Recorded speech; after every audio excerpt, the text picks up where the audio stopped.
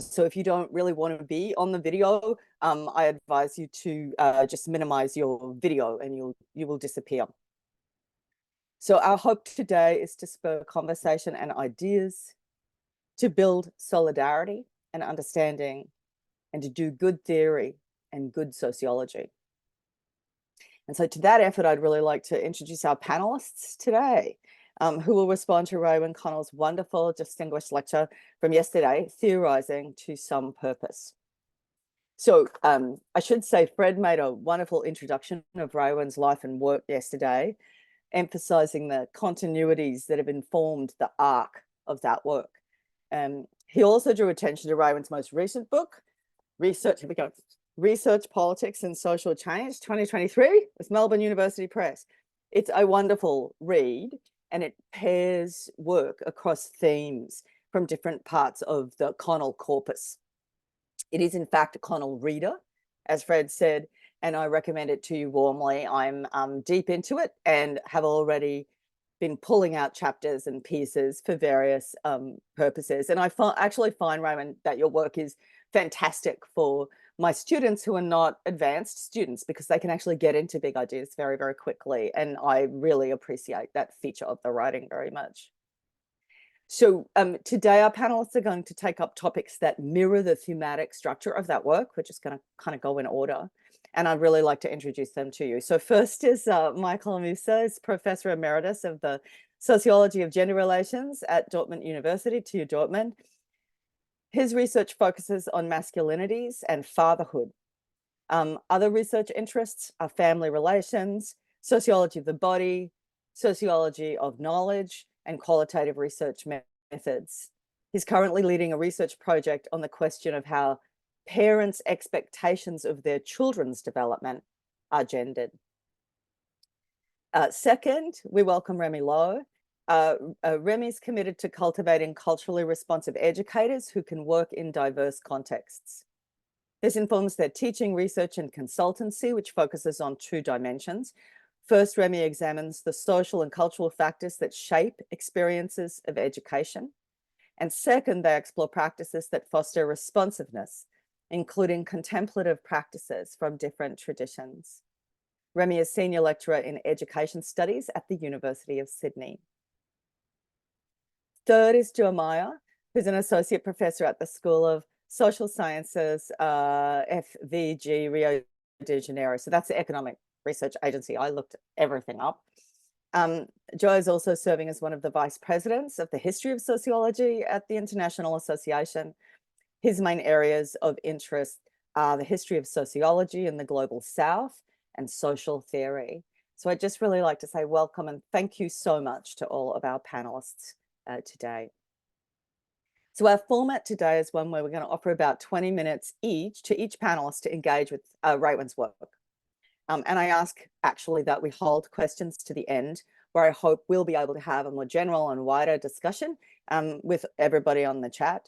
Thank you very much to Paul, who's going to be minding the chat. So if you have a burning question, you should put it in the chat and we will keep them as we go along.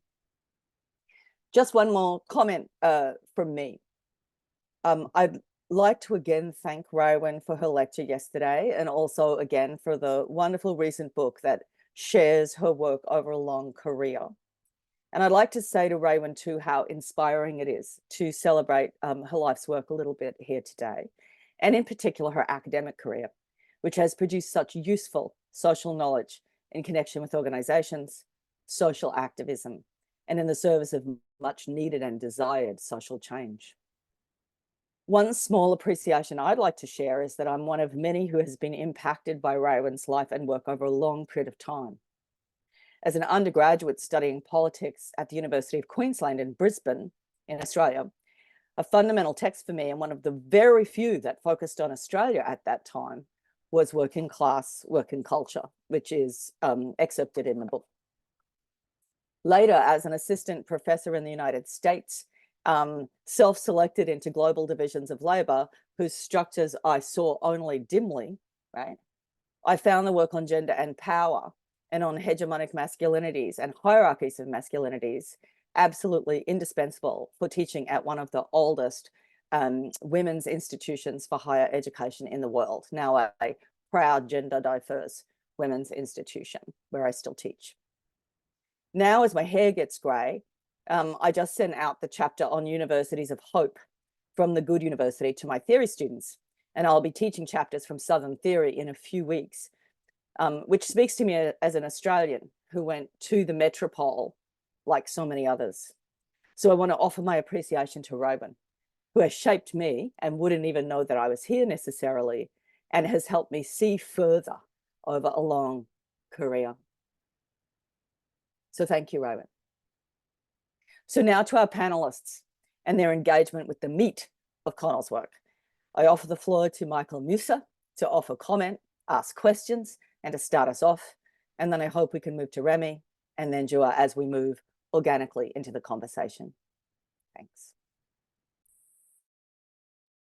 Okay, then, yes, first I would like to thank the organizers for inviting me to participate in this discussion of Raven's impressive work.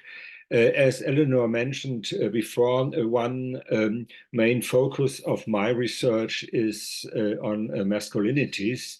And for this reason, I will concentrate in my short talk on this part of Raven's work, especially on the concept of hegemonic masculinity that has so much importance and impact in not only research on masculinities, but I think in gender studies generally. I'm glad to have met Raven on several conferences since the mid-90s, thus having several opportunities to discuss my research and ideas with her. And I remember that these discussions were always very vivid and fruitful. In 2015, I co-edited with my colleague Ursula Müller the German translation of the second edition of Raven's book, Masculinities. Thus, Raven's work accompanied me in my research during the last 30 years. I'm very glad of having the opportunity today for a further discussion with Raven and all the other participants at this theory cafe. This formal theory cafe is quite new for me, but I think I have understood what it means, and so it should be no problem. Let me refer to the book Eleanor mentioned, Research, Politics, Social Change, the book that is the basis of the ground for this theory cafe today. In the introduction to chapter 1 of this book, Raven mentions that now 40 years ago, when Tim Kerrigan, John Lee, and Raven wrote this path-breaking article toward a new sociology of masculinity, that there wasn't much depth in masculinity research. Such this diagnosis in this introduction in this new book. I myself started with research on masculinities in the early 1990s. At this time, I prepared a proposal for a research project on patterns on masculinity, and a project on how German men define themselves in gendered terms, what being a man does mean for them. These were the general research questions in this project.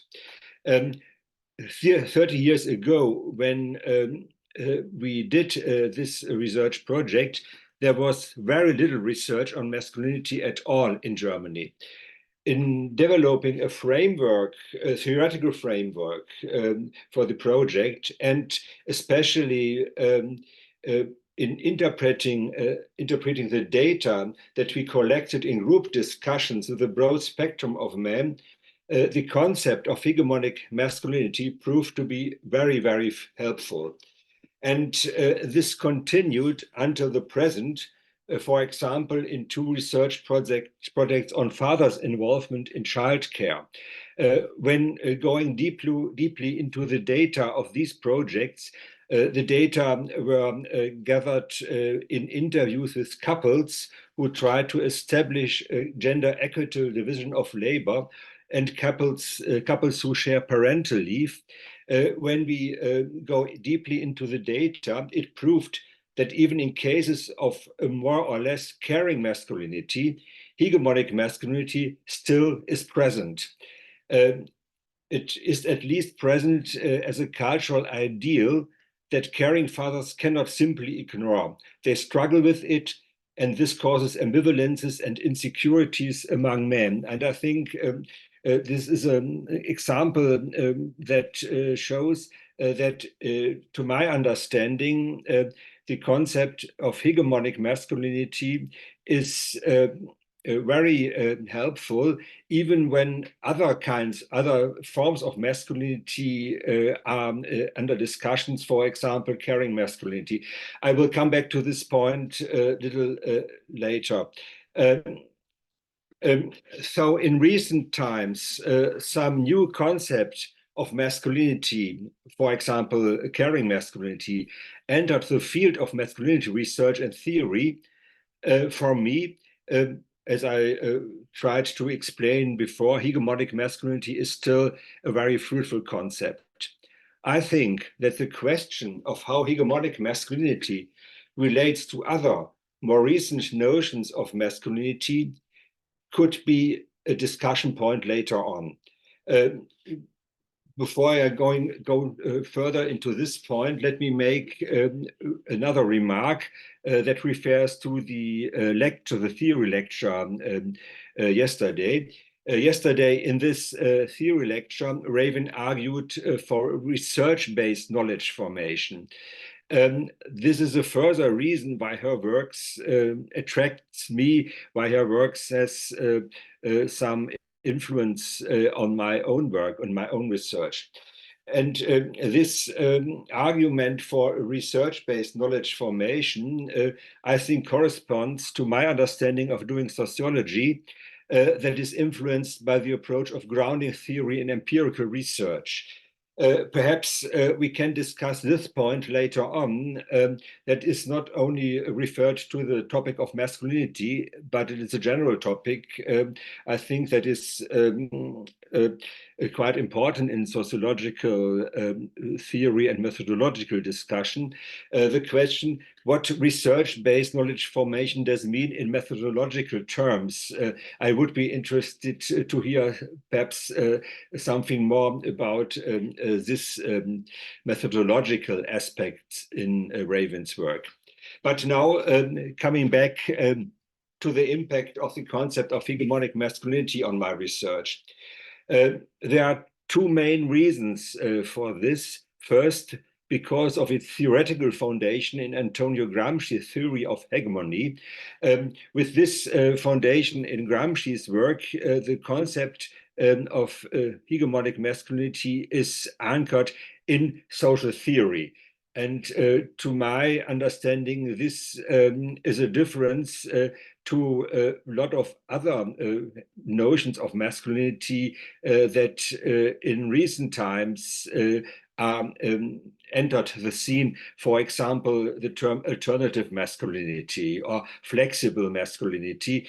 In difference to these new concepts, hegemonic masculinity has a clear foundation in social theory with the reference to Gramsci's work on hegemony.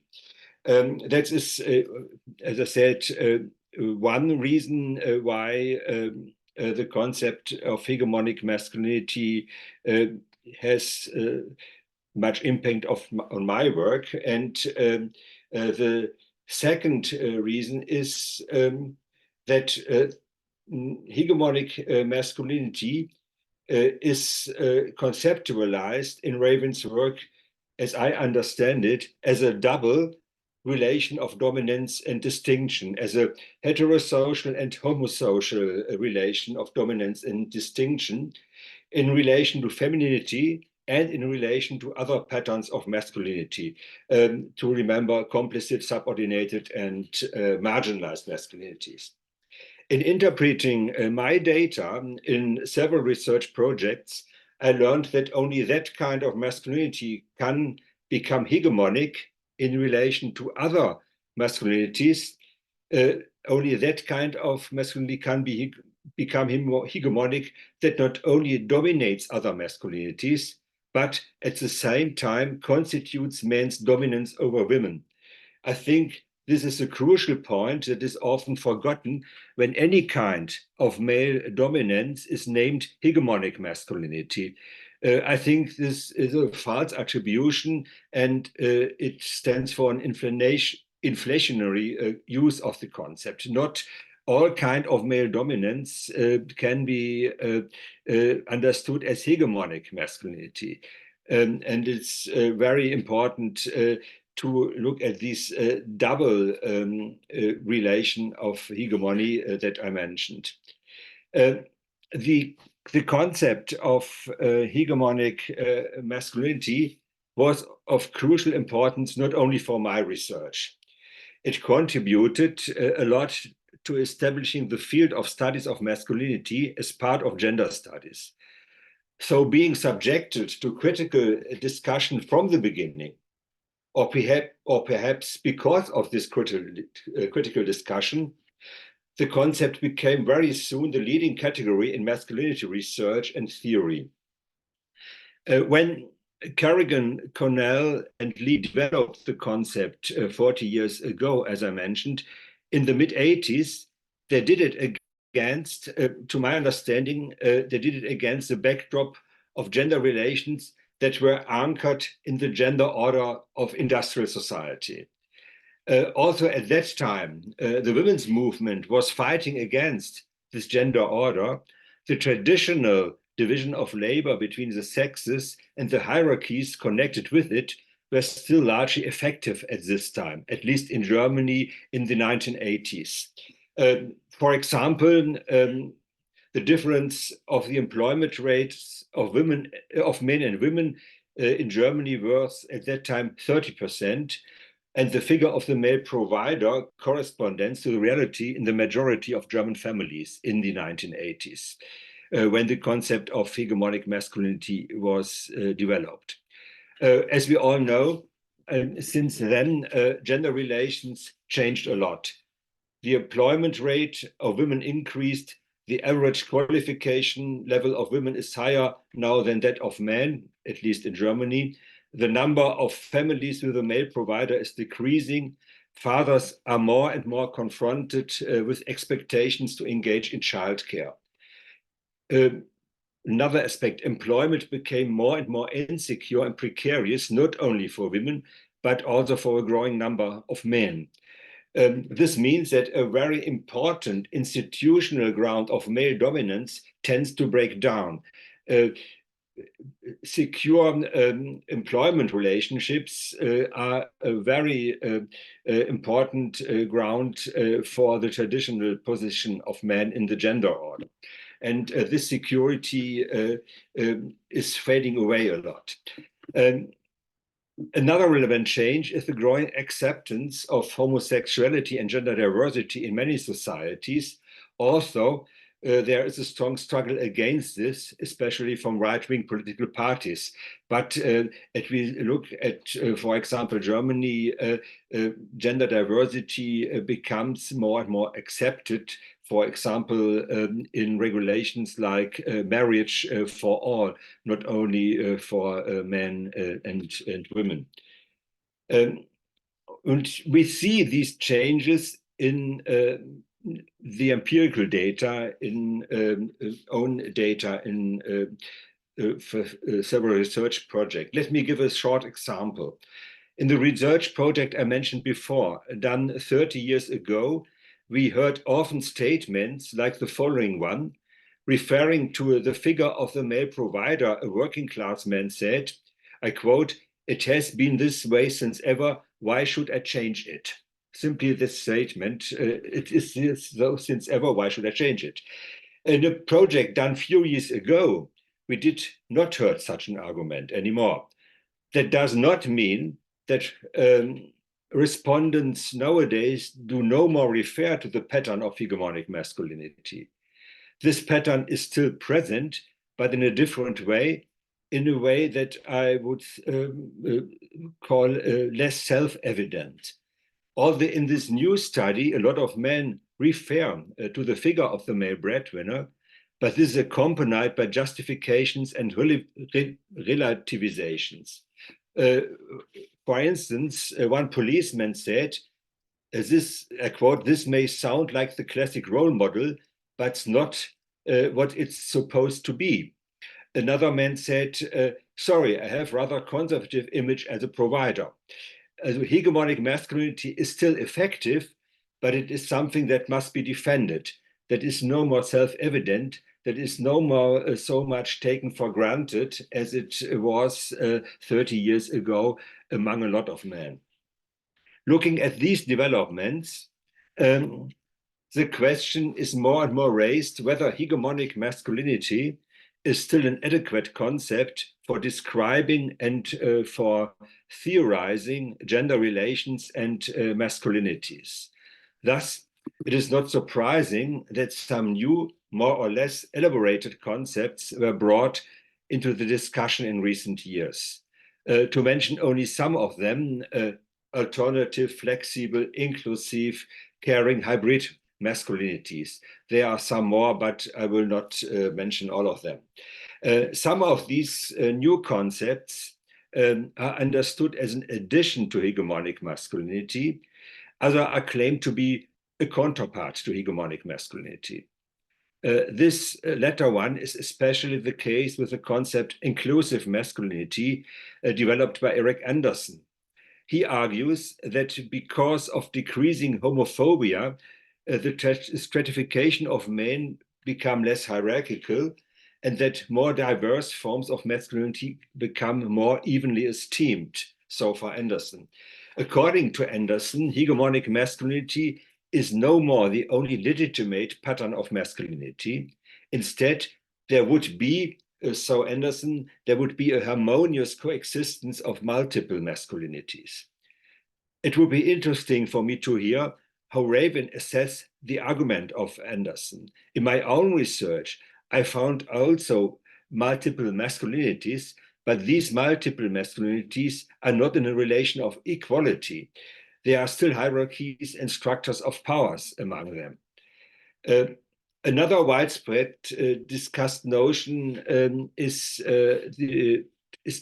caring masculinity. Carla Elliott understands caring masculinities as the opposite of hegemonic masculinity. According to her, caring masculinity is based on an ethos of effective relational non-dominating care and would constitute a relational responsibility. I think that care is a topic that must be more focused on in masculinity research and theory than it was done so long. But different to Eliot, I do not think that caring masculinity stands inevitably in opposition to hegemonic masculinity. In my data, there are many cases that show a kind of coexistence of hegemonic and caring masculinity. Perhaps this can be seen as part of a modernization of hegemonic masculinity by integrating caring activities into the hegemonic project. Or that's my question, or would such a view stress the concept of hegemonic masculinity too much? Would it lose conceptual precision when caring masculinity is be seen as integrating caring activities into the hegemonic project? Let me third mention the concept that is quite present in the theory discussion in masculinities research also these days, the concept of hybrid masculinity. Bridges and Pesco define hybrid masculinity as a, I quote, selective incorporation of elements of identity typically associated with various marginalized and subordinated masculinities and at times femininities into privileged men's gender performances and identities. And so it could be argued by integrating such marginalized and subordinated masculinities into privileged men's gender performances. By this, it could be argued hegemonic masculinity becomes more dynamic and flexible. In the tradition of Gramsci, we must point to the dynamic character of hegemony. Hegemony is not something static, and also hegemonic masculinity is not static, but always subjected to challenges and contestations, as Raven wrote. It is a collective praxis of exercising power and dominance that is changing and must change to be reproduced. Only change hegemonic masculinity wouldn't exist further on. This leads me to a last question. Is hybridity the perfect mechanism of reproducing hegemonic masculinity under the condition of a more flexible gender order in flexible capitalism, to quote a phrase of Richard Sennett? Yeah, I would stop at this point, and I'm very curious to hear what the discussion will say to these questions. Thank you very much so far.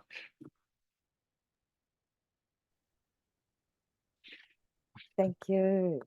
Thank you so much, Michael. So Remy, can we just go straight over? Thank you. Thanks, Michael, and thanks, Eleanor, and thank you, colleagues and friends, for being here this evening. I am zooming to you from the unceded territories of Darug country in what's called Western Sydney this evening, or morning or afternoon, wherever you are. One thing that really struck me from Raywin's lecture yesterday evening was a theme of work and labor.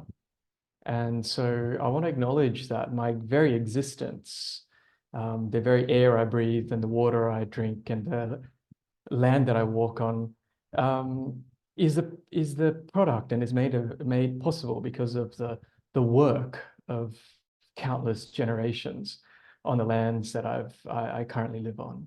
So I really want to pay my respect and honor to elders past and present, and also the species that do the work of sustaining country that I'm on. So yeah, thank you to them and to you for being here this evening.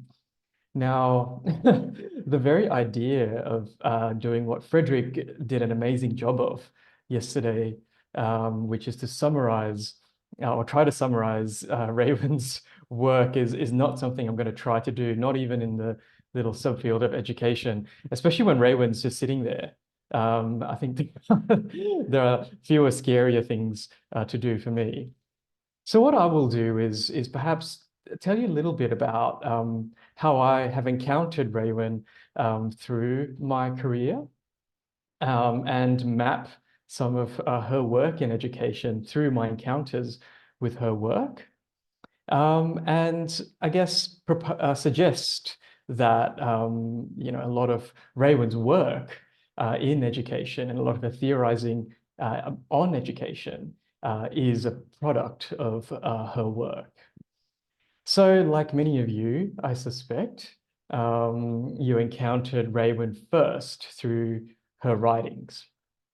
And for me, that was when I was a young pre-service teacher, training to be a high school teacher.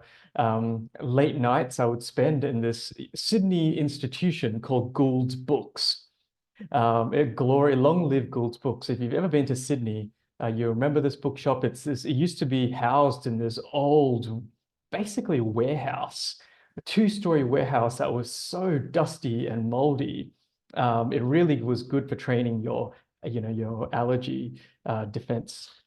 But it was open till midnight, and I would spend late nights, when all my friends were out doing what undergraduates do in the evenings. I would just hold myself up at Gould's books and look through, a veritable archive of books that have been written about various topics. And education was, of course, always my go-to.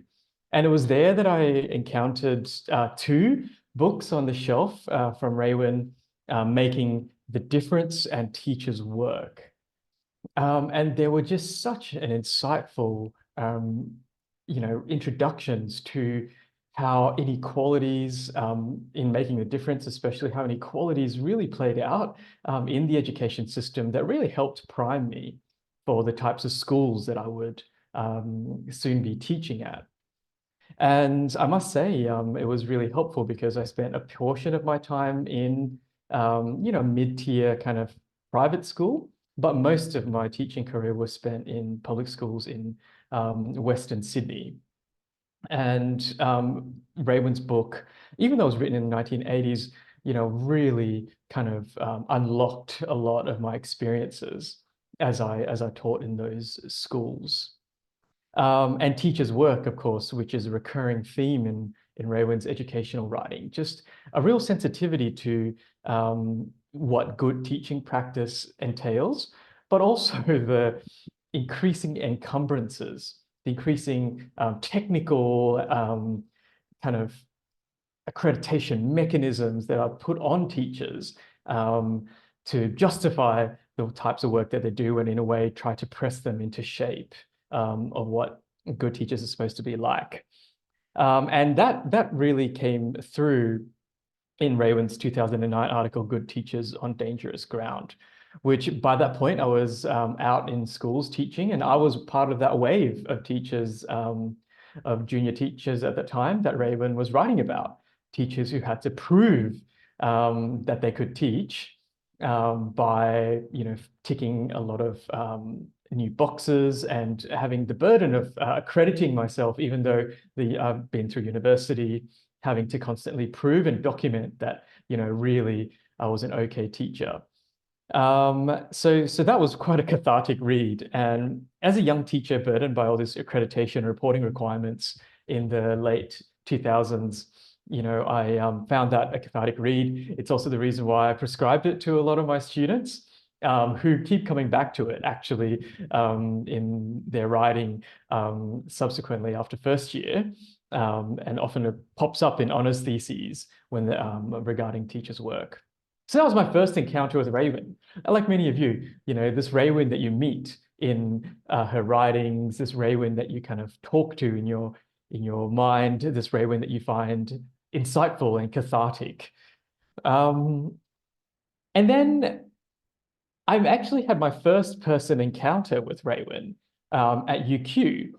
At this conference in 2010, when in my first year of my PhD, this new Critical Voices conference for early career researchers and postgraduates on the 10th to 11th of July 2010 in the University of Queensland in Brisbane. And already the fact that Raywin was there to give a keynote, and that's when I was first piqued to her work on Southern theory, which will be spoken about after, but is when I first cottoned on to Raywin's work on Southern theory.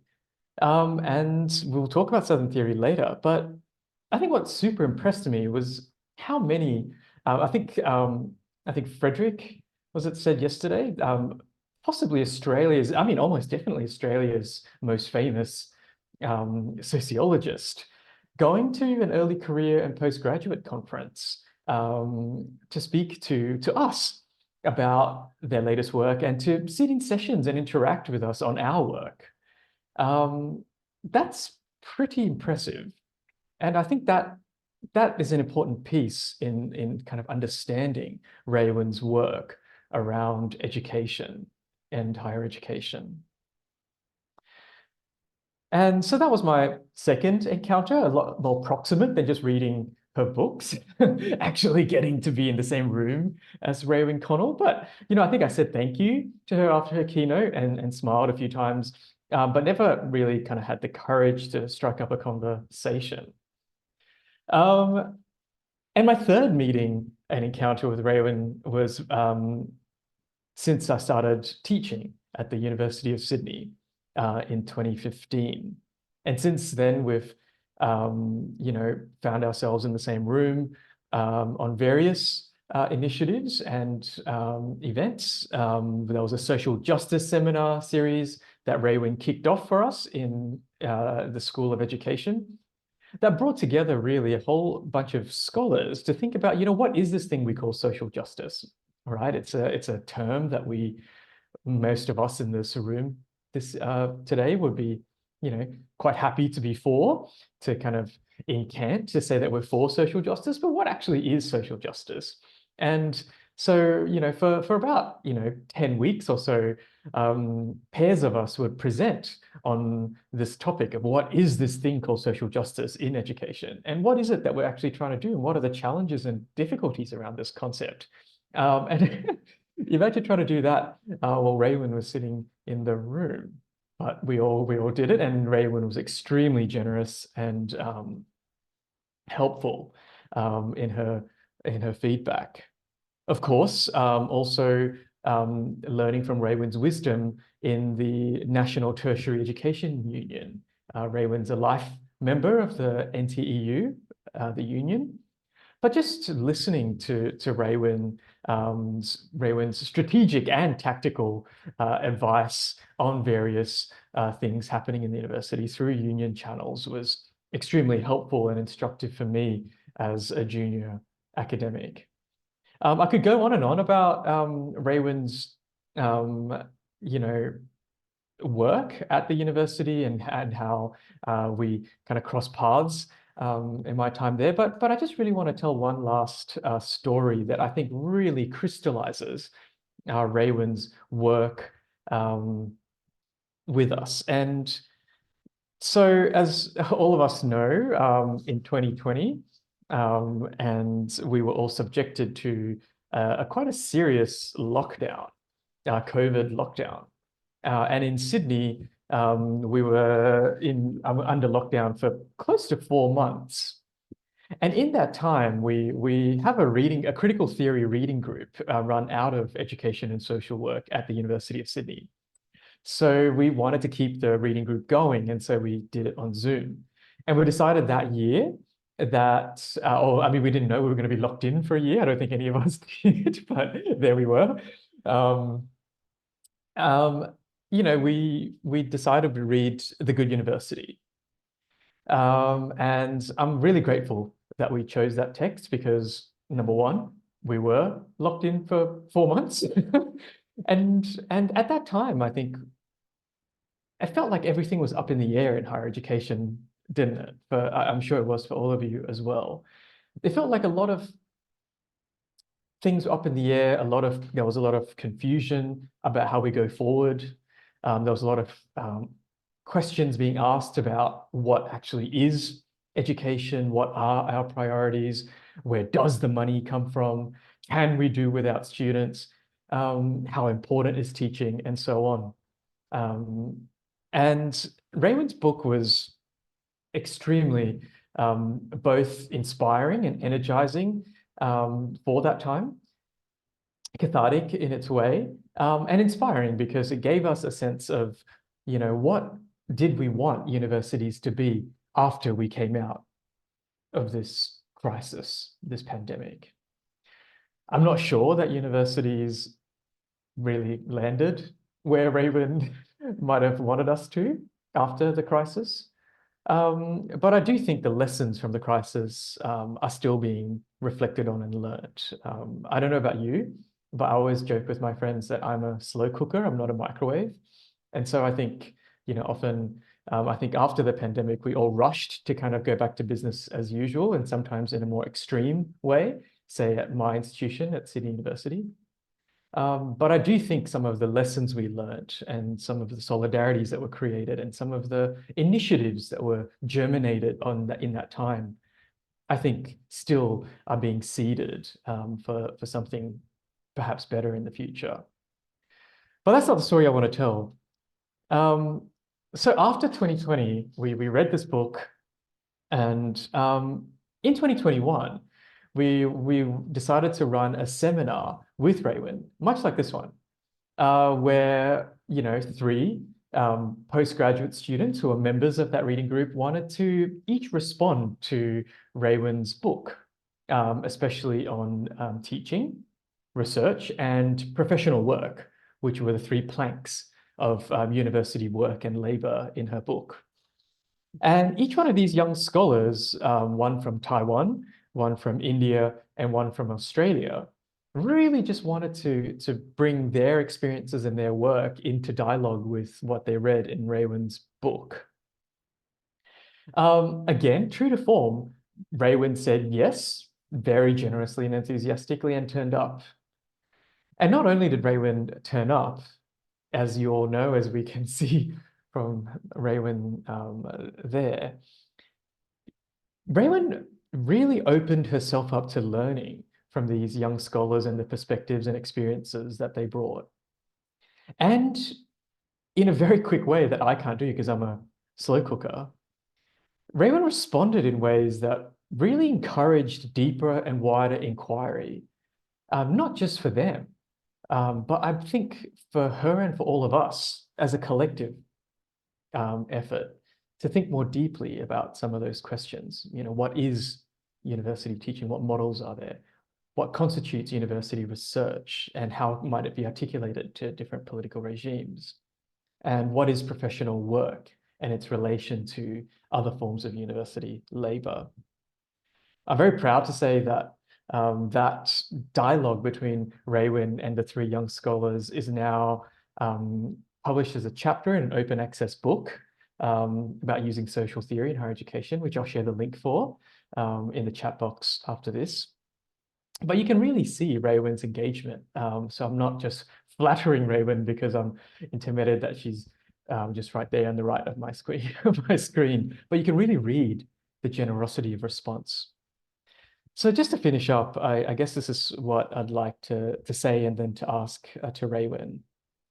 So, you know, from listening to Raywin's lecture yesterday, we got the sense that theory and theorizing is a work, a labor.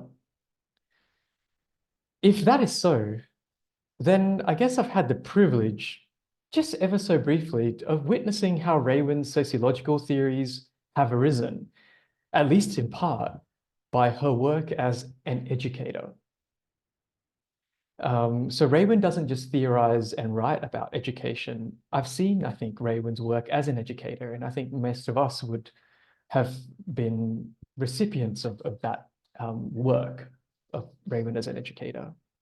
So my question to Raywin is this, and I know I didn't get to touch much on this excellent collection, but I'm happy to talk about it during our discussion. But Raywin, if this is so, if my hypothesis is right, and that, you know, a strong part of your identity as a writer is that you see yourself as an educator, if this is so, then you've picked 2 pieces about education that appear in this book. One from the 90s, poverty education, and then about the neoliberal cascade. So if that is so, that you see yourself as an educator when you write, then what did you hope to teach us in the selection of these 2 pieces that appear here, given that, you know, the reader could have been much bigger? And I guess a more gratuitous question that I've always wanted to ask Raywin, so I might as well ask it here, is, you know, today we see a simultaneous squeeze that teachers and educational institutions at all levels, including many of us, are facing.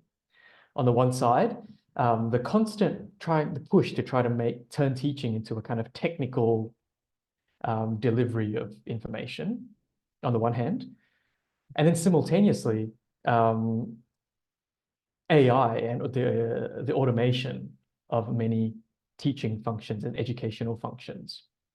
So this double squeeze that many of us who work in higher education and education at all levels are facing. So what prospects and perils do you see in that double squeeze that we currently see? So just two questions to put to Raywin and to put to all of us to think about. But thank you, colleagues, for listening and for being a part of this conversation.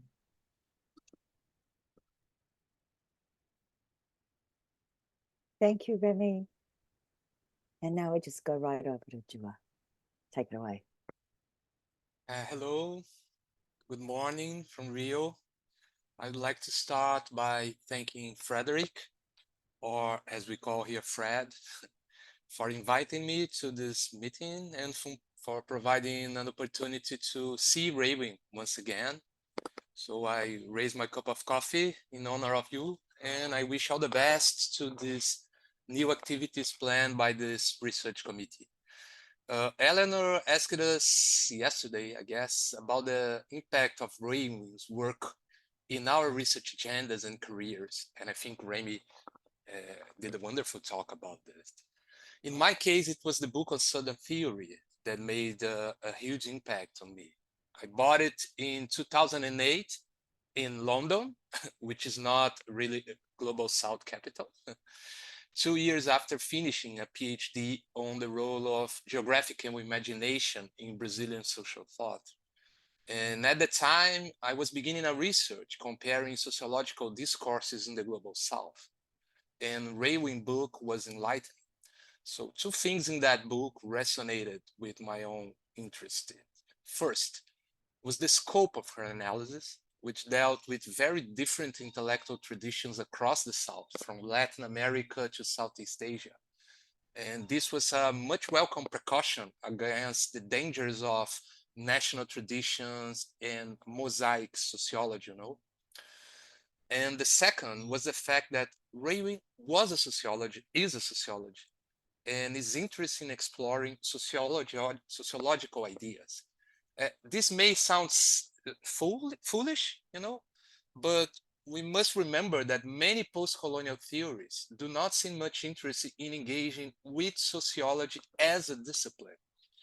And I am convinced that we need to explore the different shapes of sociology in peripheral regions, establishing connections between these traditions, and engage with a critical dialogue with the so-called hegemonic sociology. For me, Southern Theory is about this. After reading the book, I had the chance of meeting Raywin due to a Brazilian colleague, Claudio Pinheiro. And in 2012, I joined the transnational research team coordinated by Raywin that started an ambitious investigation on the new forms of knowledge domains in the global South. That was a wonderful experience. I learned a lot. And one of the things that I really enjoyed during this experience was to witness how Raywin had a very down-to-earth approach to sociology. We did not talk much about theory in itself, but we engage in many creative exchanges on methods, data, how to manage the budget, how to run a big project on 3 different countries. And this leads me to the first issue I would like to raise today, which has to do with something that Remy was talking about, the relation between theorizing and labor. One thing that strikes the reader of this collection is how often Connell defines theorizing as labor, which implies not just a sequence of actions and a set of objects, but a complex division of work that produces inequalities and power structures. That may seem obvious, but many of our daily conversations about theory do not take much of this in account. We seem to believe that to produce better theory, we need to concentrate, explore connections between authors, write down ideas, but we do not think much of the material and institutional conditions that shape these activities. There are so many variables that we could think of. For instance, the amount of time allocated for reading or theorizing in our daily lives, the social and material objects that we employ to theorize, the salaries and scholarships that we receive or not, the buildings in which we theorize, the people with whom we were connected, so forth, so on. This is definitely a well-known insight from the sociology of knowledge, but Raywin adds a relevant dimension to this discussion by bringing the international division of labor to the table. And I quote from the text, Social Science on a World Scale. Raywin says, this was not just a matter of the imperial center exercising its greater wealth and power. The process produced a structural division of labor that is still deeply embedded in modern knowledge system. The colonized world was first and foremost a source of data. The metropole, where data from different parts of the colonized world were aggregated, became the site of the theoretical moment in knowledge production. Raywin was not alone in doing this. There have been colleagues working in the same direction for quite a time, such as Farida Lataz, David Kikain. But there is a crucial question for all those researchers who focus on the geopolitics of knowledge in the social science.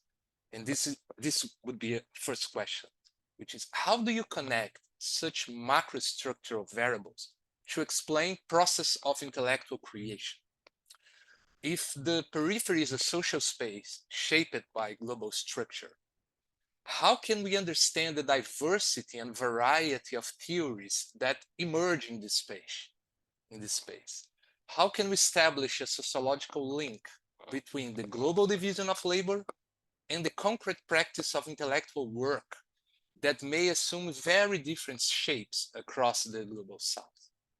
This is something that haunts me as a question in my research agenda. A second issue that came to my mind when reading about the global division of intellectual labor is how we could apply this approach to understand Raywin's own trajectory. I mean, which were the material and institutional transformations in the world of social science that led you, Raywin, to a growing awareness of the global south? In your book, The Good University, you argue that the research-based knowledge formation is international scope and open to criticism and improvement. And this seems to play a positive role in fostering intellectual networks across the global south. But could you elaborate more on that? Can you identify some positive effects of the current knowledge formation that led you and others, sociologists, to engage in the Southern Theory project? Then I moved to a second issue. I noticed how the concept of practice plays such an important role in all your analysis of gender, class, power. It's everywhere. Practice is indeed a key concept in sociological theory, but the intellectual road that led you to create your version of practice seems quite unusual. I mean, for sociologists, the usual suspect for any theory of practice would be Pierre Bourdieu. Surprisingly, you do mention him in a positive light a few times in your early writing, but this later changes, right? You start to be more critical of the concept of social reproduction. So where does this concept of practice come from? The most frequent reference in all your tests is Jean-Paul Sartre. And then I read the paper Class, Patriarchy, and Sartre's Theory of Practice by Connell, published in '82 in Sociological Theory, which is an illuminating article. In this piece, you draw on Sartre's critique of dialectic reason to argue that gender is not a category externally imposed to bodies, as if gender norms were simply symbolic bricks added to natural objects. You rather analyze gender norms as a set of practice that negate the biology by inscribing forms of actions and behaviors that emphasize masculinity and femininity as fixed identities that are not derived from pure facts of the body. You demonstrate how bodies are more fluid and divergent, how men and women are very similar as individuals, but gender is strict and structured, and gender fixed identities that deal with the material and natural conditions, but do not simply reflect it. I will quote from your book, Theorizing Gender and Power. A transforming practice in a basic sense negates what it starts with in order to produce something new. This negation and supersession is the basis of historicity. Well, but how does this concept of practice relate to Southern theory? There is a connection, and it has to do with Raywin's vision of colonialism. when one reads your pieces on the issues of colonialism, one noticed that you do not identify colonialism with social homogenization or a simple sheer imposition of norms and rules by the colonizer. You constantly remind the reader that colonialism is disruptive, either because it destroys traditional forms of living or because it reshapes these forms under new conditions. So you, in the case of gender, you argue that gender relation post-colonial words were not just the outcome of simple imposition of previous gender norms, but new social forms that require ongoing practice entangling colonizers and colonized. By the way, a colleague of mine from Brazil, Marcelo Rosa, explored this insight on the disruptive effects of colonialism in a couple of articles on the concept of ontoformative, which he develops by drawing on your 87 book in your discussions with Sartre and Karl Kozik. So I'll finish my comments on this issue of practice by posing two questions about it. First, what was the place of Sartre, Kozik, and existentialist Marxism in the intellectual experience of young Connell? You do not talk much about this. And second, I would like to hear more about the link between your concept of practice and your methodological work with life history interviews. It's obvious that life histories allows you to grasp concrete practice agents, but was your theoretical discussion on practice fostered by, promoted by your empirical findings using life histories? How do you see this interplay? And let me move for the third issue and last of our talk today. I'm deeply interested in your project of Southern theory, which plays a central role in current debates on post-colonial social theory. And one of the most insightful ideas you develop is the critique of what you call mosaic sociology. I mean, the idea of social theory as a loose collections of worldviews and ideas that are heavily dependent on enclosed cultural experience of communities and groups. You present Southern theory as an alternative project that seeks to contribute to a future project of a truly global social science, which overcomes Eurocentrism and mosaic sociology. And your book on Southern theory presents a wide range of thinkers and ideas from the South and makes a convincing case that they provide fresh analysis of overlooked concepts and experience. I really enjoy how you demonstrate the centrality of land and agrarian issues in different intellectual traditions from the South, and how these traditions may help us to think about issues of power and inequalities in a whole different way. But there is this issue of how can we integrate these different accounts in a synthetic body of theory? How can we move from recognizing the richness of specific concepts that emerge from different contexts to a broader theorization of how something functions in society? I think this is one of the big issues that our host Frederick and Alain Caillé analyze in their book on the reconstruction of classical sociological theory, right? When they point out the need to bridge the gap between what they call the studies, subaltern studies, gender studies, etc., and broad social theory, and I would call hegemonic sociology, hegemonic social theory, etc. But Ray, do you believe in the possibility of building this kind of integrated theory? Do we need that? In this way, does the project of Southern theory remains unfinished? And should we read the book as a first step which identifies different intellectual contexts, but we need further movement to integrate these different intellectual traditions in new middle range theories, for instance, something like that? I'm very much concerned about this issue, and I would really like to hear you more about that.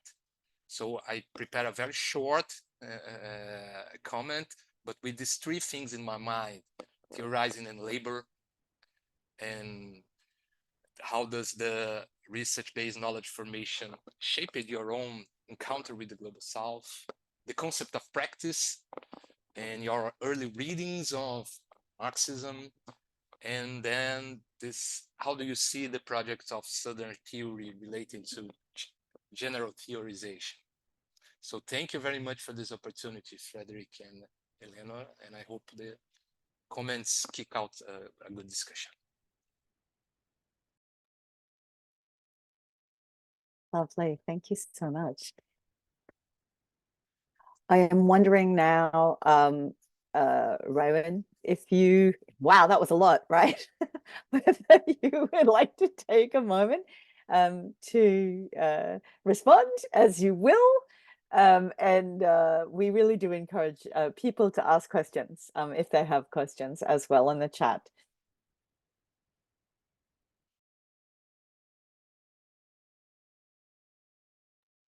Rowan, could you turn on your sound, my friend?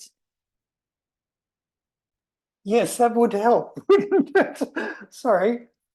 Thank you all. Those are terrific and really challenging comments, which I wish I were a fast responder, so to speak, and I will only be able to offer some fragments.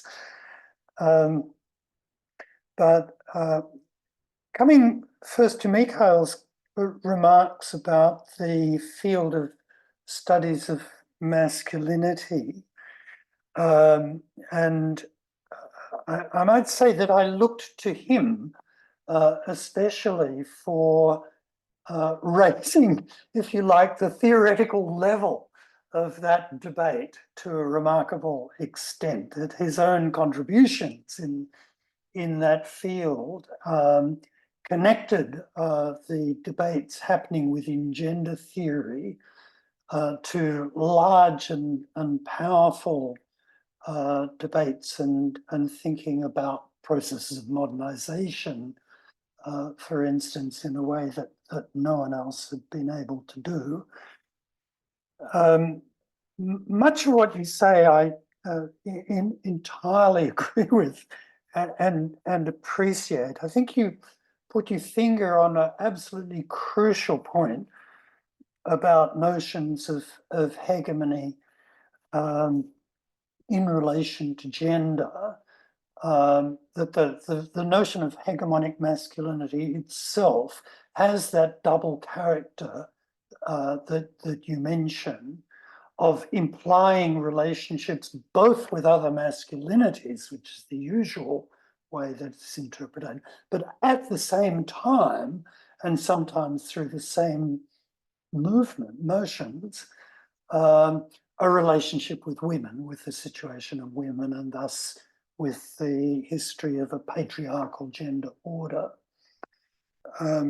So you're right to connect the concept with the concept of a gender order, and I would specify specifically one which has patriarchal character, so that the concept of hegemonic masculinity, I think, would become obsolete to the extent we move towards a gender equal society, to the extent to which the gender order, and I presume gender in some form or another, will persist under new conditions, but to the extent that it becomes more equal, if you like, the requirement for a hegemonic position is reduced, and hopefully in the long run entirely overcome. But in the meantime, the concept of hegemony is connected with the dynamics of relationships between different groups of men and different forms of masculinity. So the idea of hegemony, in my mind at least, and I think also in the minds of the people that I've worked with in these researches, is always contestable. So that when we looked in the very early research project that actually gave rise to the term hegemonic masculinity, the project that gave rise to the book Making the Difference that Remy mentioned, we were looking at what we came to recognize, being good Gramscians, as hegemonic, though applying it to gender terms, but there were struggles for hegemony in those schools. We could actually, tell stories of struggles for the position of prestige, for cultural authority, and so forth, in which different groups of boys, but also teachers and parents were involved in the complex, set of pressures that make up the gender order of a school. And that would be the thought that would most be in my mind when I think about the questions you raised about the new proposals to identify categories of masculinity, such as flexible masculinity, hybrid masculinities, or Anderson's concept of inclusive masculinities. If those are to be useful concepts, like the way that notions of hegemonic and subordinated and complicit masculinities perhaps have been, then they must speak to the dynamics of the gender order as a whole. And some do, I think, and some of those suggestions do and some don't. It is, I think, a virtue of the way the concept of hybrid masculinities has been developed, that it does actually connect with the dynamics of the gender order as a whole.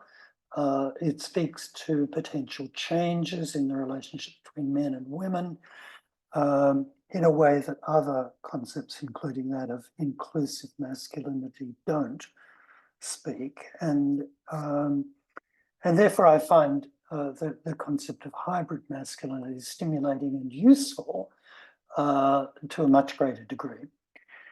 Let me move on. There are many other issues that Mikhail has raised, which I would like to think about, and perhaps will, with the aid of emails.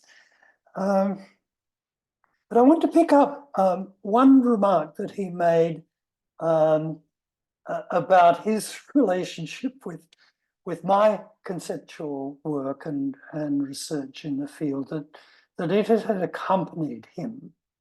And I must say, delighted by that phrase, because accompaniment, and my Spanish is even worse than my German, so I can't remember the exact Spanish word, but there is a term that means applied to methods of pedagogy, that means accompaniment.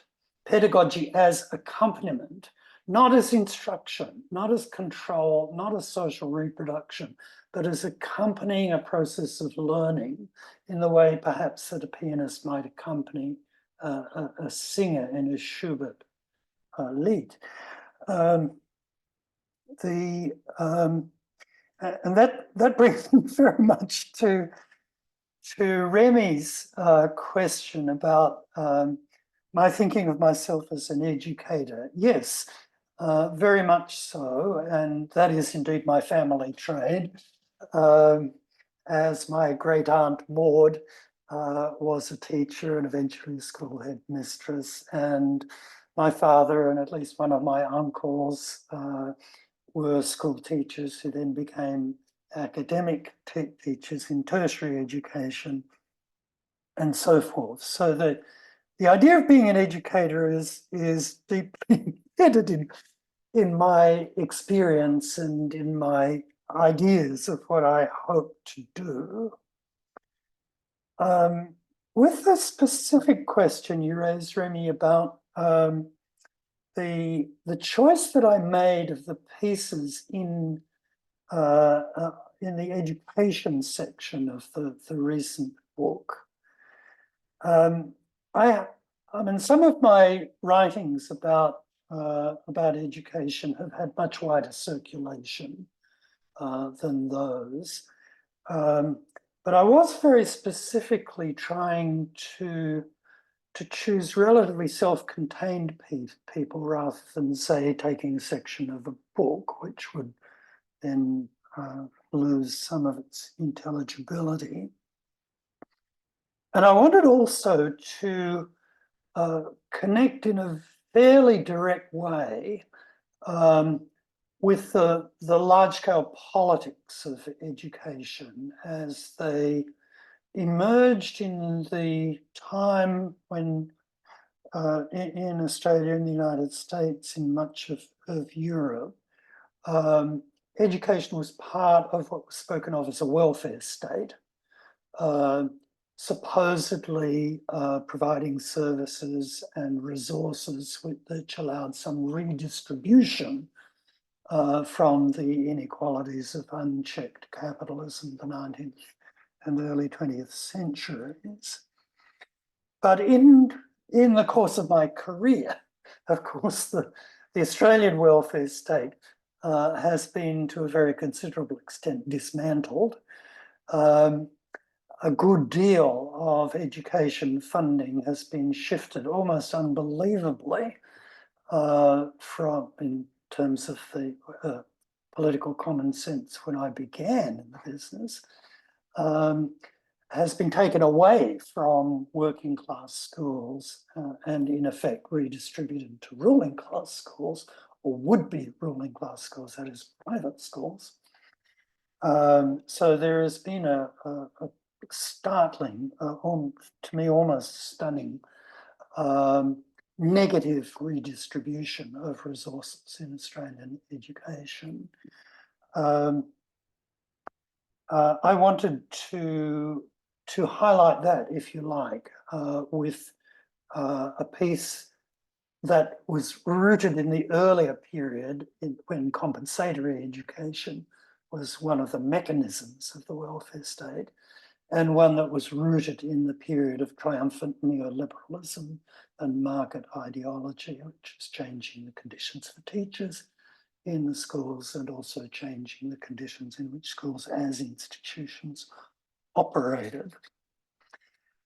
And implicit in both of those, perhaps more in some of my other writing than the particular paper about poverty and education, but implicit in almost all of my work in education is a concern about the workforce. So I guess I'm an industrial sociologist manqué. I've never published in industrial sociology journals, for instance, but I feel I've been talking industrial sociology quite a lot of my life. And that also is, I think, part of my pedagogy. I'm concerned that in writing, in work with students and early career researchers, in the stuff I've put online, for instance, the online booklet about writing for research, is intended at least to help develop a workforce of researchers and sociological thinkers.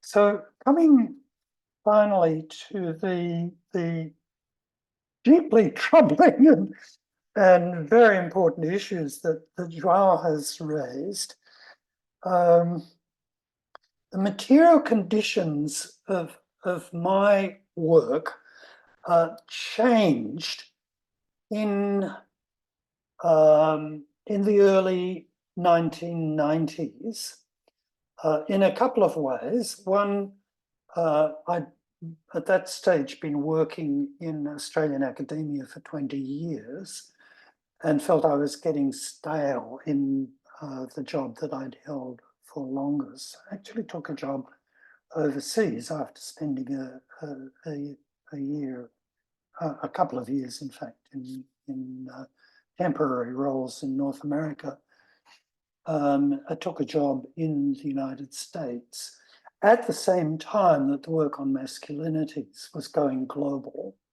So I began getting invitations to travel, and not only invitations, actually people sometimes paid for the tickets. And also having a senior role in a university in a rich country allowed me also to fund a good deal of my own travel. So I began traveling much more extensively than I ever had before, and became, therefore, in an experiential sense, much more conscious of the global economy of knowledge, the character of the global economy of knowledge, and began to connect that with the thinking I'd been doing about imperialism and its role in sociology, going back perhaps to my earliest political formation, which was in the struggle against Australia's involvement in the neo-colonial war in Vietnam, which brought me up against issues of imperialism and coloniality in quite complex ways, given that Australia is a settler colony, engaged in, at that point, in a war in a colony of conquest. Extraordinary story. So those were some of the material changes in my circumstances that helped to bring the Southern theory problems to the surface, and also gave me a way of working on them. Because as I traveled, I visited bookshops, I talked to colleagues in different continents and asked them, who should I be reading? Tell me about the history of social thought in your field, in your area, etc., and began the process of accumulation that's represented in the book Southern Theory. Now that was my research project, the weirdest research project I've ever been involved in, which involved no grants at all, but funding implicit from the many people who paid for me to go to conferences and give talks. The concept of practice, I guess I had kicking around for a very long time. Okay, I'm not a baby boomer. I'm a war baby, and I was therefore, grew up at my political formation in the 1950s and 60s, and part of the culture of the student left in the 60s was some engagement with existentialism and with sexual radicalism, with Marcuse, Reich, and so on and so forth. So I was reading Freud and learning about Freudian method of analysing the life history. And you couldn't be interested in existentialism without encountering Sartre. And eventually, I also became interested in anti-psychiatry, the work of people like R.D. Laing, who had actually written, at a time when Sartre's later work was almost unknown in the Anglosphere, had written a summary of Sartre's later theorising that then circulated in English. And somewhat later, of course, New Left Books then published a full translation. So that's the source of my interest in Sartre. It wasn't coming through orthodox Marxism at all. It's coming through the sensibilities of the New Left.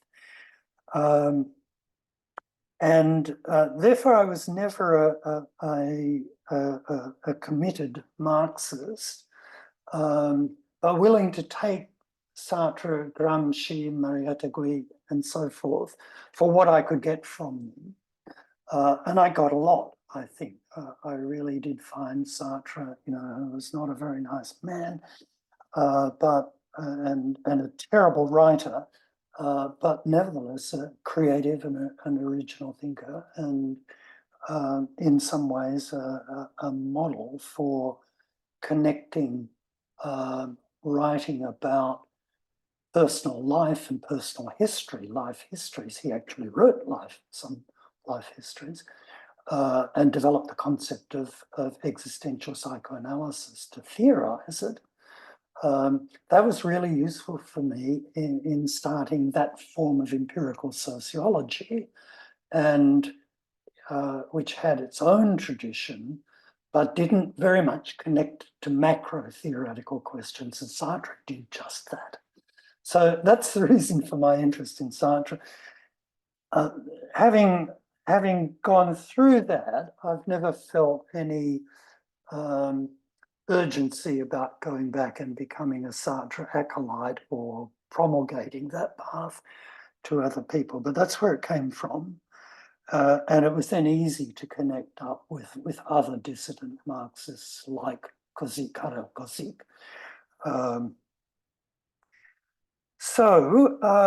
And on the third question, my critique of mosaic epistemology, local interpretations of anti-colonial sociology, and yet I produced a mosaic style book in a way, at least, not urging that there were rival epistemes here, but certainly different historical experiences, and not pretending to integrate them into a theory, into a single theory. And to tell the truth, I've never been sure that that can be done or even ought to be done. Because in a way, it seems to me the lesson I was most trying to get across in the book Southern Theory is the different historical circumstances that would produce powerful social analysis. And that was the lesson I wanted to suggest for the global north as well. And this is a point that other people have made better than I have, that out of a certain kind of historical experience of being at the center of empire and the locus of early industrialization, grounds a certain view of the world which is embedded in the creation of the discipline of sociology.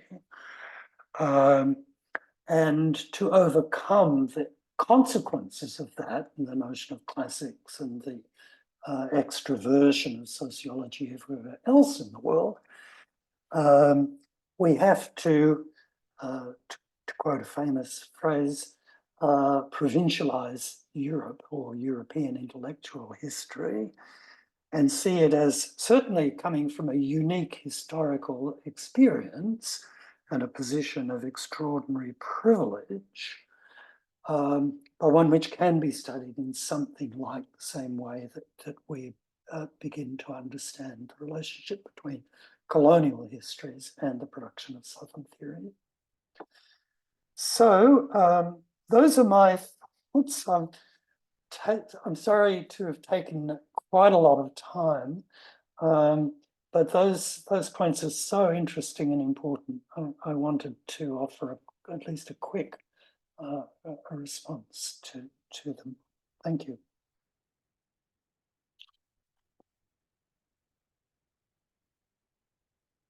Well, that was just so enjoyable, I must say. And oh, thank you so much, Remy, for posting the selections in the chat that you mentioned in your talk. I really appreciate that so much.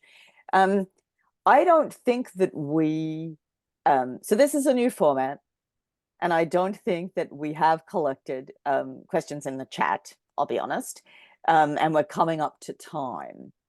So it may be that we are at time, and I am aware of the fact that it's very late for some people, and not mentioning any names, Australians, and it's very early for others of us who have a work day ahead still. But I would really like in this last few minutes to open the floor if anybody has a burning question that they might. Fred, I knew you're so reliable. Yes, Raywin, it's always nice to see how people are leading with your work and how they are reading you. I very much liked this suggestion that we're doing grounded theory. And indeed, I mean, you are grounded. You are grounded in Australia. You are grounded in a certain period. And I mean, in your own work, you can see the stages you're going through. In the beginning, I had some difficulty understanding that Australia would be a post-colonial society. Of course, I understand that also thanks to you. I mean, it is a settler society. I mean, the question, of course, of the Aboriginals is absolutely a central one. And in this book, this comes over nicely when you're speaking about, you know, dreaming and so on. But I mean, Australia, I see it as being part of the Commonwealth. I mean, of course, closer to Canada, where they have the same issues, than they say to South Africa. I can also understand if you push it a little bit, and I mean, that's what, you know, our Australian friends are saying as well, that yes, you know, too close to the UK, too close to America. I mean, geographically, it's an Asian society. But then I have more difficulties when you're saying in your book, in passing, you know, this is a post-colonial society, and most of Australian sociology is actually based on extraversion, this concept of Kutunji, which we always use. And there I started kind of to think, yes, fine, I mean, you can see what the mainstream sociologists are doing. When we think about what critical sociology is doing, of course, I mean, they are going to look at all the issues that we are looking at. I mean, whether it is masculinities, whether it is, you know, class relations and so on. I mean, of course, I also know that the question of immigration is absolutely central. But I mean, what would it then mean to do, you know, work in a post-colonial society and kind of doing something which is not based on extraversion and which is not just theme-based, looking at Aboriginals and so on. I mean, you may say, yes, of course, I mean, it's a multicultural society, but I mean, then in that case, I mean, Australia is in the same case as Sydney is in the same situation as in London, isn't it? I mean, where you have just all, you know, the whole world coming together. And then, I mean, we are into, you know, post multicultural, postmodern capitalist societies. So I would like you to expand a little bit on that. I mean, why it is so important in Australia to say that you're a post-colonial society and that you actually have an alternative which is not based on extraversion and which is not simply looking at, let's say, the situation of the Inuits in Canada or the Aboriginals in Australia. Yeah, that's an important question. And speaks to the credibility of these arguments for audiences that I value and would hope to speak to. I should say, I should emphasize that we do not at this point have anything like a well-developed post-colonial sociology to offer to set against the European and North American traditions in the game. I think we're at quite an early stage in the development of these perspectives and the kind of learning and workforce formation that might come out of them. So to that extent, Southern theory is a utopian text. It's pointing towards especially the final chapter, I guess, which talks about the potential for a global democratization of social science. And at the moment, what we can emphasize is that resources are there, the kinds of resources that I turned up in my search through the secondhand bookshops of the world, the kind of resources that Farid Alatas has turned up in his search through intellectual traditions of Southern Asia and the Arab world, and other people, of course, have been doing too. I've just today, in fact, received a copy of a paper from a colleague in Mexico, re-emphasizing the importance of the story of Celso Furtado from Brazil and Raul Prebisch in developing a non-metropolitan economics, which eventually became known as structuralism or dependency theory. So I hope those kinds of projects will continue, and that the wealth of intellectual resources that already exist will be increasingly recognised and valued. I don't blame colleagues in Australia who work in an extroverted mode. It's efficient.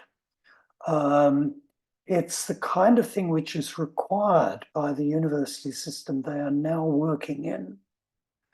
I think that the advent of neoliberal ideology and managerial power and the corporatization of universities actually works strongly against the Southern Theory project, as it works against other democratic projects in higher education. So I don't in any sense accuse colleagues who work within that familiar mode. I would wish they could expand beyond it. And I guess in practical terms, the best I can hope for is that increasing numbers of them will expand beyond it, and will engage in the kind of work that Remy's group that he mentioned did engage, pushing a little beyond the conventionally available tools to connect a set of intellectual problems with specific experiences from non-metropolitan places. So I'm in a way not directly answering your question, because I don't think I do have a direct answer to it. I think it's perfectly okay for people to engage in the kind of project that you mentioned, that is working, within the mainstream, within the available resources of methodology, of conceptualization, of publication. They will do useful work. They can influence policy. They can shape curricula and do valuable work without doubt.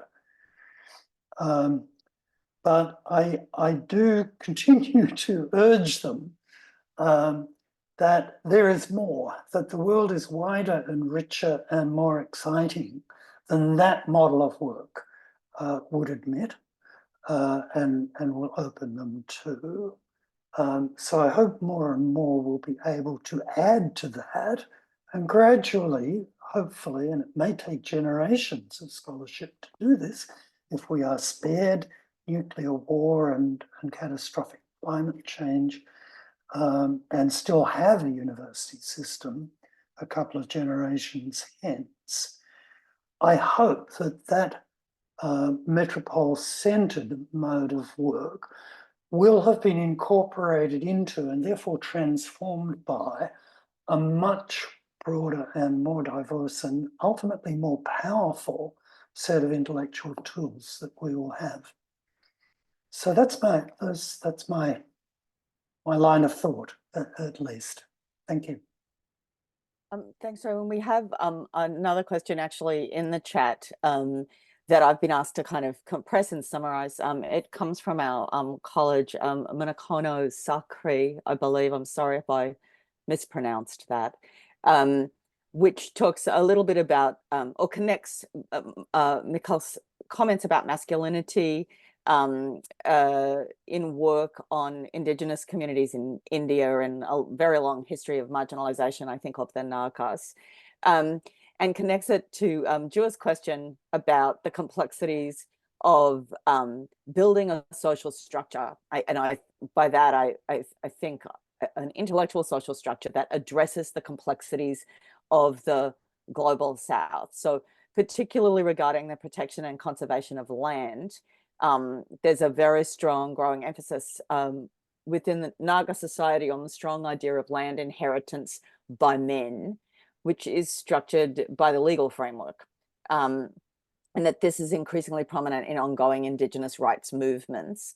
But women in this face this dilemma where their rights are severely limited and hegemonic masculinity overshadows women's rights. So it marginalizes them from local decision and urban bodies. And I personally will say that I really like this question because the piece in The Silence of the Land, which I teach, I really like that chapter in Southern Theory, has got to do with these interstitial concepts like land rights, which aren't really Indigenous concepts and aren't really, right, colonizer concepts, but are these like emergent interstitial concepts. And so these problems that people have locally, right, that get fractured out into all of these existing institutions, right, that make it really difficult to think about sort of these levels of concepts. So I'm hoping that I did justice to that question. I think the core of it is how can a social structure, like an intellectual social structure, I think, but maybe also a political and legal social structure, address the complexities of the global South? Right. Large question again, and one that is, I mean, it's a troubling question, the possibility of, in this case, gender inequalities being reinforced and reproduced through a social movement that has a democratic purpose and which one would normally want to support. That's that's the kind of issue that comes up practically, for instance, in alliances between Indigenous communities and environmental activists too. That kind of issue can arise.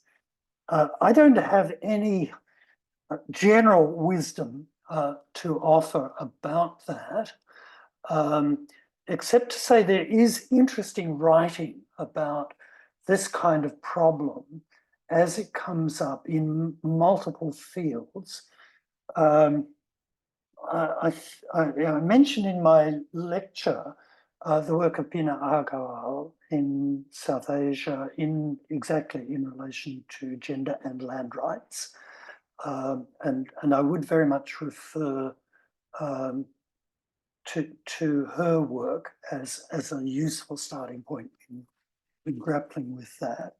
I would also refer to the work of a colleague in Colombia, Mara Viveros, who has written about Afro-descendant communities, gender relations in Afro-descendant communities, and their relation to land issues in the post-colonial context of Colombia.